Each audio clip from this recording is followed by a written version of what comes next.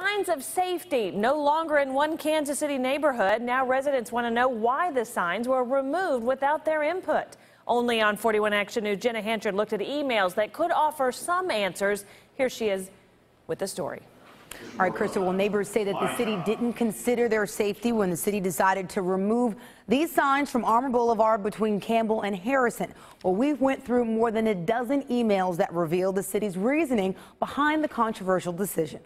Is this just some random act of violence? Like, why did they break in our car? Because we never leave anything in our car. Chrissy Dastrup lives in Central Hyde Park and says someone recently threw a rock through her car window and took a DVD remote. And is this a coincidence that this is happening like just weeks after these signs have been taken down? These are the signs she's referring to. Up until July, they stood on Armour in front of the Bainbridge Public Housing Complex.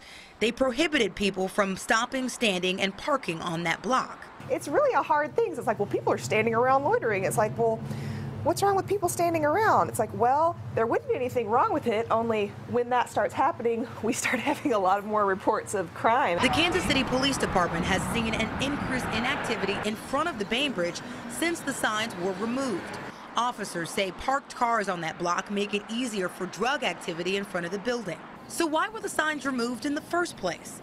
Emails from city officials reveal the Hyde Park Neighborhood Association wanted to increase parking. We really have to address what we want as a neighborhood, what we value, and our safety. And right now, I don't think my homeowners association and the city have done what's in the best interest of me as a resident, for my family and other residents in regards to the parking on Armour. Emails from the city also revealed that officials knew back in July that KCPD wasn't happy about the changes, and residents and management of the Bainbridge property say they weren't consulted.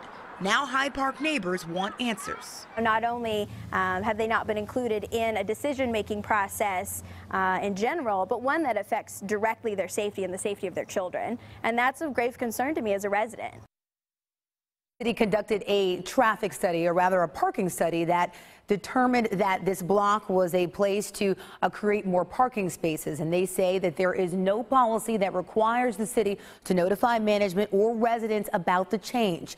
Now, while the signs have been removed, they say next week they plan to discuss if they will be put back.